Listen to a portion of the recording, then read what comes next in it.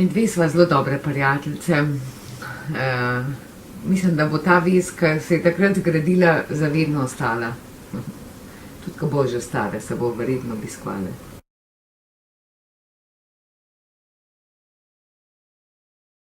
Ja, samo lepe. Navdušene ljudi, pridne ljudi, ki so tle delali. V bistvu me je tudi Tina navdušila, prej nisem bila nikoli na Zlati lisici, ampak imam samo pozitivne.